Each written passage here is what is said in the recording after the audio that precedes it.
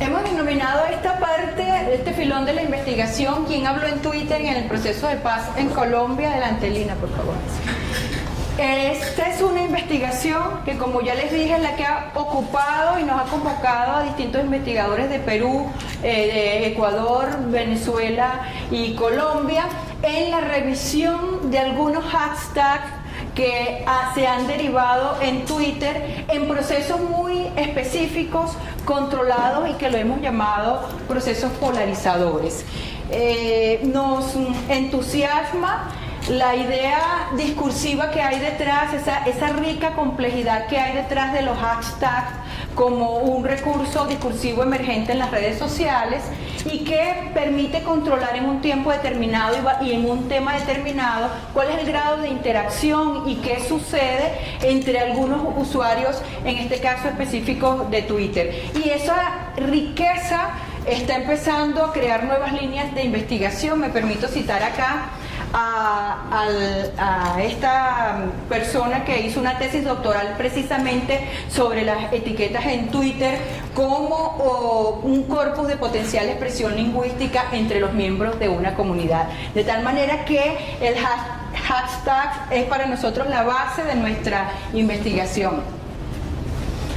En cierta forma, llover un poquito sobre mojado, entender que hay un nuevo registro de la interacción ante temas públicos a partir de plataformas como Twitter. Hay una dinámica distribuida, no centralizada en términos de los modelos clásicos en los que los medios de comunicación eran los que resultaban los únicos capaces con sus vocerías autorizadas para producir el discurso. Hay nuevos registros discursivos, uno de ellos es hashtag, pero el uso, por ejemplo, de menciones, de arroba, de emoticones también implica una característica discursiva interesante y rica para analizar. Venimos arrastrando viejas preguntas sobre, por ejemplo, la participación política de la ciudadanía, que obviamente no se resuelve con los nuevos escenarios, sino que vamos arrastrando las características de una sociedad clásica basada en medios centralizados y en este caso se expresan en unas plataformas distribuidas. Hay viejas preguntas que todavía permanecen alrededor del hecho político y hay también nuevas preguntas un poco impulsadas por estas nuevas plataformas. Y obviamente nuevas formas de recolección del dato social, lo que les decía hace rato, cómo hacer para registrar de manera óptima y eficiente ese dato social que queda ahí registrado y que expresa algún tipo de interacción política. En nuestra investigación entendemos entonces como proceso polarizador un contexto sociopolítico determinado que bifurca en solo dos posibilidades las opciones de rechazo o aceptación, es decir, lo que llaman los especialistas del discurso un falso dilema, es decir, es una percepción de la realidad que se construye a partir de lo que yo estoy apoyando, que en cierta forma rechaza inmediatamente lo que el otro está apoyando. Me permito citar a Martín Baró, es un salvadoreño que ha trabajado la polarización política en El Salvador y explica, bueno, un sistema polarizado rompe o marca una tendencia de nosotros y ellos, no hay una tercera opción. Afecta a cualquier persona y además obliga a cada persona a mantener una posición frente a alguna de las dos polaridades. Hay una aceptación y rechazo sin matices generalmente hay intolerancia discursiva hacia el otro, es decir, que no hay respeto o disposición a escuchar al otro. Y todas estas ideas las ha trabajado este autor. Quisimos trabajar entonces nuestra selección de etiquetas en sistemas polarizados porque nos parece que han sido ricas discursivamente en términos clásicos y quisimos saber qué pasaba en las etiquetas en Twitter. Entonces hicimos una selección el año pasado, en el 2016, en Colombia, en Venezuela y en Ecuador, de momentos muy específicos polarizados que dispararon ciertas etiquetas. Le hicimos un monitoreo a etiquetas que iban emergiendo y finalmente escogimos las más significativas. En el caso de Colombia buscamos el contexto pre-plebiscito, acuerdo de paz, gobierno con la FARC.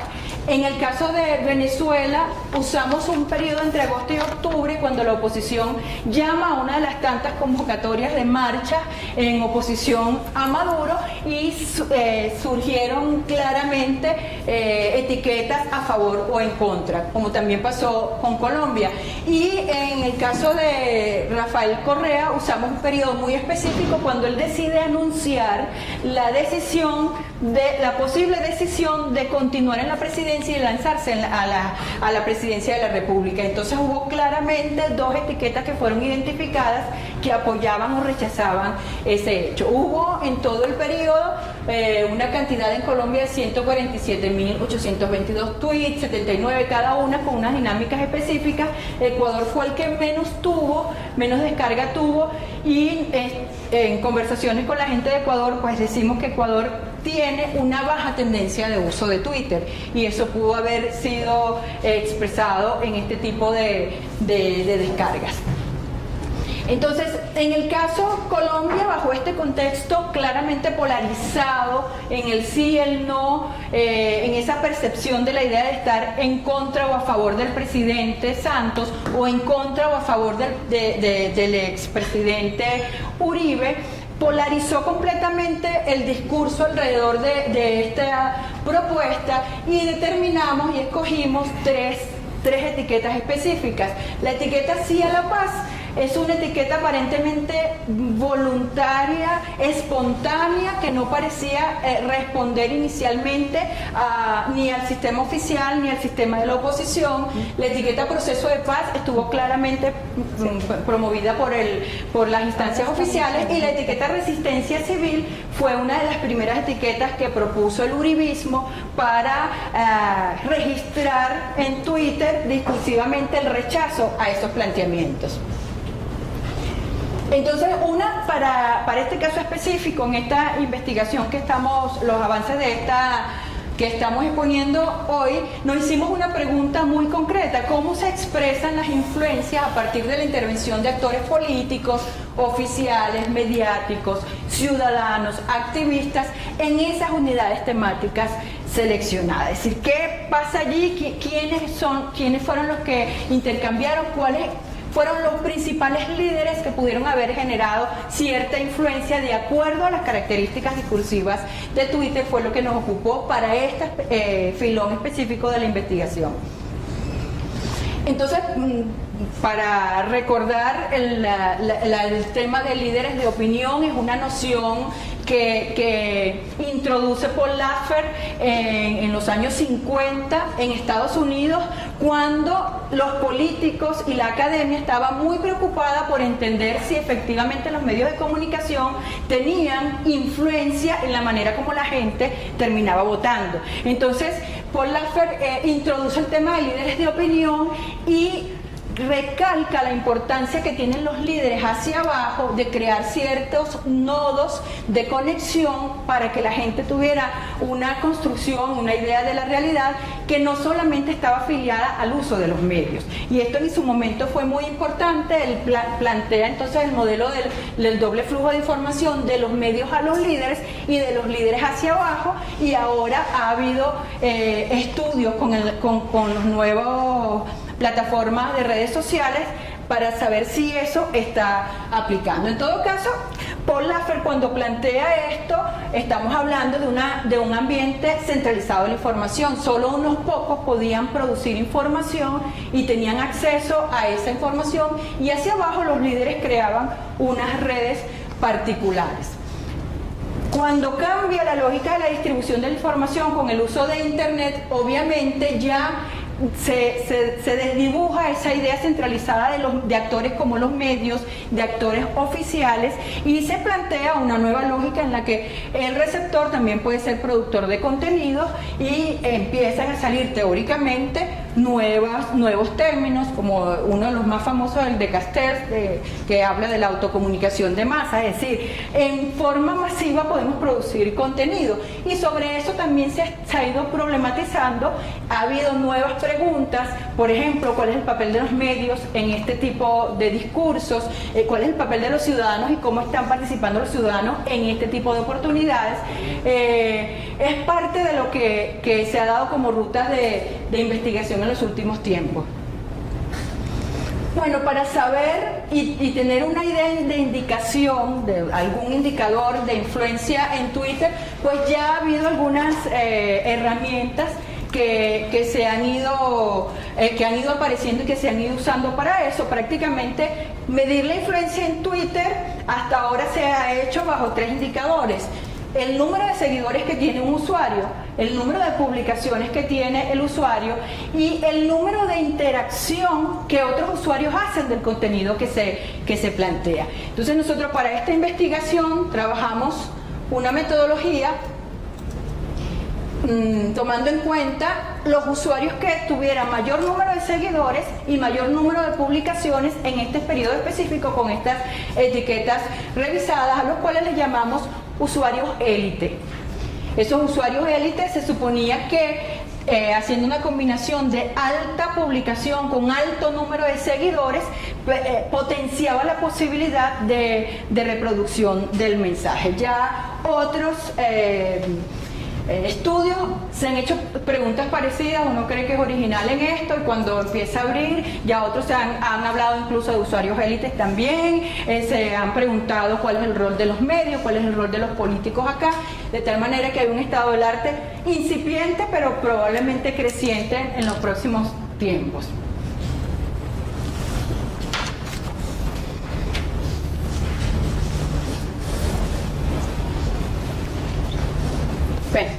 ¿Cómo conseguimos nosotros estos datos? ¿Cómo pudimos acceder a esta muestra de datos para hacer el análisis al que estamos haciendo referencia en esta presentación? Básicamente utilizamos datos de Twitter utilizando la herramienta Twitter Archiver. Twitter Archiver es un plugin que se instala a través de la cuenta de Gmail, y pudimos a través de este plugin, con una cuenta premium que adquirimos, descargar aproximadamente 250,000 tweets desde mayo hasta noviembre del año pasado, utilizando las 8 etiquetas que ya mencionó Isabel para los 3 temas polarizadores que se escogieron para este trabajo. Con Twitter Archiver, pues nosotros podemos obtener la fecha, el día, la hora en que se realizó un mensaje, quién fue la persona que emitió ese mensaje. Incluso también tenemos información acerca de datos bibliográficos de esa persona, cómo se describe, la edad y alguna otra información que haya utilizado o que haya diligenciado en el momento de crear su cuenta. Tenemos el mensaje, que es lo más importante, descargado utilizando cada una de las etiquetas, y para ese mensaje tenemos el número de retweets que ha recibido ese mensaje. Tenemos también para cada una de las personas que emitió un mensaje, cuántos seguidores tiene, cuántas personas tiene como favoritos, etcétera. Entonces esto nos provee una fuente muy importante de datos, no solamente de cada una de las etiquetas, sino también de el contexto en el cual se están emitiendo cada uno de esos mensajes, ¿vale? Nosotros en este estudio descargamos para las etiquetas de temas polarizadores en Colombia, que es lo que tiene que ver con el proceso de paz. descargamos aproximadamente 150.000 mensajes. Los otros pertenecen a Venezuela y a Ecuador. De esos mensajes, pues claramente hay unos mensajes o unos usuarios que tienen muchísimos mensajes, que han posteado muchos mensajes, y hay la gran mayoría que ha posteado solamente un mensaje. Entonces teníamos que tomar una decisión. ¿Quiénes nos interesaba analizar? ¿Queríamos analizar a toda la población o queríamos analizar una muestra? Y ahí es donde surge entonces la idea de crear nuestros usuarios élites. Y esos usuarios élites los definimos como las personas que han emitido un número importante de tweets desde 51 hacia arriba, y que tienen un número de seguidores desde 1001 hacia arriba. ¿Por qué no utilizamos o por qué no analizamos personas o usuarios con menor cantidad de mensajes?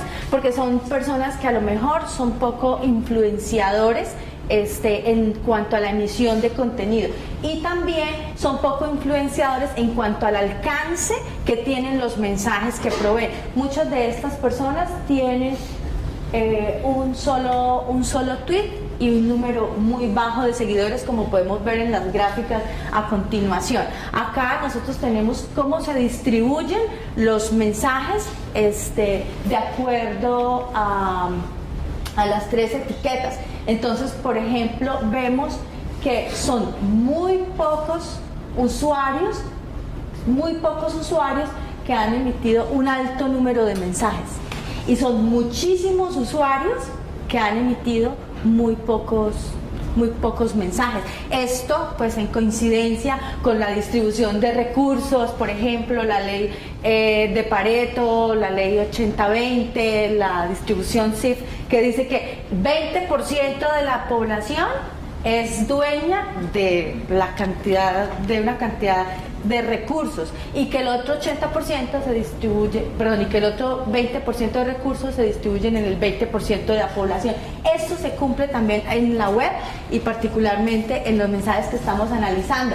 Entonces así nosotros nos quedamos solamente con los mensajes o con los usuarios cuyo número de mensajes era alto y que además tuvieran un número alto de seguidores, quienes iban a ser los potenciales receptores de esa información que se estaba emitiendo. ¿Vale?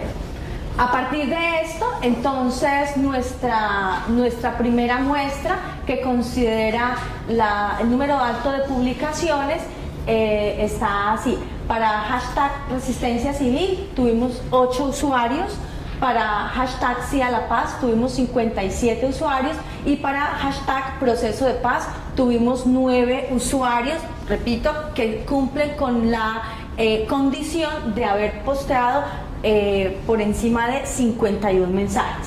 Y habiendo seleccionado esta muestra, ahora hicimos un siguiente filtro para mirar el número de seguidores de cada uno de esos usuarios, así que nuestra muestra final de usuarios que llamamos élite son 3 para hashtag Resistencia Civil, 36 para hashtag Sí a la Paz y 8 para hashtag Proceso de Paz. ¿Cuántos mensajes entonces al final nosotros recogimos? Recogimos 47 usuarios posteando 5.737 tweets, y esos son los que estamos analizando de aquí en adelante. Bueno, una vez tuvimos una selección de estos usuarios élite con estas premisas que propusimos de mayor actividad y mayor número de seguidores. Dijimos, bueno, ¿quiénes son? ¿Quiénes son esos usuarios élites que están que publicaron con estas características en las determinadas etiquetas? Entonces, hicimos una revisión clásica de aquellos usuarios oficiales que dependieran de las instancias de representantes de Estado, y tuvimos que meter a los medios, obviamente, porque han sido un actor clásico en la distribución y publicación de mensajes. Metimos a representantes de partidos políticos, metimos a los ciudadanos y metimos a organizaciones activistas. ¿Cómo hicimos esa clasificación? Bueno, hicimos una revisión manual de los usuarios élite de la bio. Entonces en la bio, en su Twitter, ellos se identificaban como representantes de gobierno, como ciudadano normal, es decir, una serie de datos que nos permitía a nosotros insertar o identificar a ese usuario en alguna de estas categorías. Luego, y forma parte de una investigación posterior, queremos hacer una clasificación de sentimientos con el mensaje de cada uno de esos usuarios élites. En rigor, ¿qué tenemos para mostrarles? Pues estamos haciendo en este momento toda la interpretación de los datos, pero es interesante, por ejemplo, ver que el hashtag que llamamos voluntario, que no pertenece o no fue afiliado inicialmente ni al sector oficial ni a la oposición, tuvo una amplia participación de los ciudadanos, es decir, más del 50% de los mensajes que se produjeron en esa etiqueta fueron de ciudadanos identificados en su bio como personas normales que no estaban afiliadas a ninguna institución oficial o a medios o a partidos políticos. La etiqueta Proceso de Paz, que fue inicialmente promovida por el gobierno, tuvo una participación muy distribuida, más o menos equitativa entre ciudadanos, instancias oficiales, medios, incluso, lo que significa, en este nos estamos tratando de centrar, que hay una autoridad acá implícita como gobierno que propone la información oficial sobre ese proceso, y es probable que esto haya generado una mayor participación en esta etiqueta que de distintos tipos de usuarios. Y la etiqueta promovida por la oposición al plebiscito pues es muy baja, como ustedes vieron. 3 usuarios solamente quedaron en la categoría de aquellos que entraban dentro del rango de una actividad intensa y de un número de seguidores intensos, y aquí compiten un usuario, un representante de partido y una ONG. ¿Qué pasa acá y qué hay que sacarle provecho para interpretar? Es parte del camino que estamos dando en este momento. Bueno, los usuarios élite, en este momento estamos haciendo una revisión de cómo se comportaron entonces en términos de producción de contenido, es decir, qué cantidad de contenidos originales produjeron. Es probable que una cantidad de ciudadanos alta haya publicado en Twitter, pero probablemente no eran contenidos propios. Eso era parte de la pregunta que nos estábamos haciendo, y también revisar lo que por allí se ha empezado a llamar condición dialógica, es decir, la posibilidad de incorporar a otros en el mensaje, de llamar la atención a otros, que no significa necesariamente la disposición al diálogo, porque también puede ser a rechazarlo, pero a incorporar a otras personas, y eso en los mensajes se hace a partir de la revisión de las menciones y usuarios que los mensajes tienen, o la capacidad que tienen de en sus mensajes abrir otros núcleos temáticos con otros hashtags. Esa ha sido nuestra revisión en este momento. A ver, aquí tenemos a... Sí, tú, Liliana, ¿no? Sí. Bueno, a partir pues de este interés de analizar el contenido de los mensajes, entonces nosotros tomamos los mensajes emitidos por el grupo élite, es decir, los 5.000 tantos mensajes que emitieron nuestros usuarios élite hacia, en este caso estamos analizando hashtag sí a la paz. Esos usuarios están pues distribuidos, como nos mostró Isabel, en ciudadanos, en partidos políticos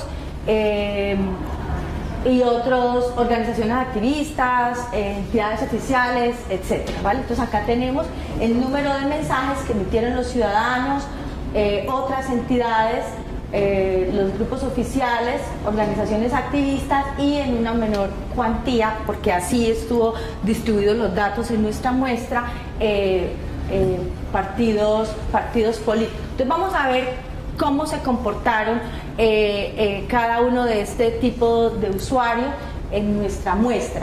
Entonces vemos, por ejemplo, que la mayor cantidad de mensajes, en coincidencia lógicamente con el número de usuarios, la tienen los ciudadanos. Los ciudadanos son los que tienen mayor cantidad de mensajes. Tenemos también que una cosa, podemos darle clic. Algo muy interesante que nos llamó la atención es que tenemos acá los mensajes que fueron retuiteados y los mensajes originales, ¿vale? Si nosotros analizamos, por ejemplo, los ciudadanos son muy dados a retuitear mensajes, mientras que las entidades oficiales y otras entidades que encontramos allí son más dados a ser productores de contenido, a generar contenido original. Entonces eso es algo que nos llama la atención, la originalidad de contenido dependiendo del tipo de ciudadano. Por otro lado tenemos acá los mensajes con hashtag. Si nosotros comparamos estas barras con el número de mensajes emitidos por los ciudadanos, vemos que es casi igual. Es decir, que hay una alta tendencia de los usuarios, independientemente de quién es ese usuario, a utilizar etiquetas, hashtag, para emitir sus mensajes. Y es bien importante porque dentro de ese uso que se hace de hashtag, nosotros podemos analizar nuevos núcleos temáticos que están surgiendo a partir de una unidad que es la que estamos analizando, que es Sí a la Paz. Finalmente, encontramos también que en oposición al uso de las etiquetas, está el uso de llamadas a otras personas, entidades. El diálogo entre usuarios de manera casi generalizada es muy poco. Entonces es como una característica que surge ahí, la conversación, el nivel de conversación a través de los mensajes en nuestra etiqueta hashtag Sí a la Paz es moderado. Y bueno, ya que mencionamos entonces el hecho de que las personas utilizan o generan nuevos núcleos temáticos, entonces pensamos en analizar cuáles eran esos núcleos temáticos. Antes de eso, importante mencionar que acá tenemos el número de tweets. Esta barra es el número de mensajes que tiene hashtag, es casi el mismo número de mensajes que tiene hashtag. Sin embargo, ese hashtag, lógicamente habiendo eliminado el hashtag Sí a la Paz, mire cómo se incrementa, es decir, que las personas que utilizan mensajes, etiquetas, hashtag, no solamente utilizan una, utilizan varias etiquetas para hacer llamados a nuevas unidades, a nuevos núcleos temáticos y generar discurso dentro de este proceso. ¿Y cuáles son esas etiquetas? ¿A quién nombran? Entonces aquí encontramos algo bien particular. Lógicamente estamos hablando de Sí a la Paz. Una de las palabras más importantes que aparece es paz, hashtag paz, pero también hay algo bien interesante que es la reivindicación de las zonas de nuestro país que han sido afectadas por la violencia. Entonces, Atlántico, Risaralda, Florencia, Cauca, Chocó, Córdoba. Entonces aquí aparece como ese diálogo o esos llamados que hacen las personas para que se consideren esas regiones. Luego analizamos también los mensajes para mirar a quién se hace mención, en cada uno de estos mensajes, y entonces encontramos una particularidad, es diferente el comportamiento de a quién se menciona del comportamiento utilizando las etiquetas. Este es el número de mensajes Y tenemos que menos de la mitad de los mensajes utilizan menciones a otras personas o a otras entidades, ¿vale? Sin embargo, aunque es menos de la mitad de mensajes, observemos acá la cantidad de menciones que se hacen, es decir, son muy pocas personas que hacen menciones, pero hacen a muchas otras personas. ¿Para qué? Para llamar la atención, para generar diálogo, para generar discurso acerca de sí a la paz. ¿Y a quiénes se menciona? Entonces, por ejemplo, la primera entidad que aparece acá es Unidad de Víctimas, con 441 menciones. Es casi 3 veces más grande el número de menciones que tiene Unidad de Víctimas que el resto de las menciones que aparecen en todo nuestro conjunto de mensajes. Entonces, muy importante para destacar esto. Y unas primeras ideas concluyentes que comparándolas con otras etiquetas nos van a permitir reforzar o crear nuevas líneas de discusión alrededor de estos primeros resultados. Una idea inicial es que aunque existe efectivamente una idea democratizadora de la circulación del contenido, es decir, muchos ciudadanos pueden escribir, todavía la autoridad sigue siendo un valor importante, generador de confianza, que se expresa a través del número de seguidores. Esa fue una primera conclusión cuando sacamos los usuarios élite. Luego, la naturaleza de la etiqueta determina la participación del tipo de usuario élite y está claramente definida en las 3 etiquetas con usuarios que participaron de manera distinta en la naturaleza de cada una de las etiquetas. Los ciudadanos como usuarios élites tienden a mayor actividad de Twitter. Ustedes vieron en los gráficos que se disparaba la actividad de los usuarios, pero son pocos productores de contenido original. Y aquí otro estudio similar está debilitando un poco esa propuesta de autocomunicación de masa, es decir, ¿qué es exactamente lo que los individuos están haciendo como productores de contenido? Están reproduciendo contenidos de otros y eso es parte de la discusión.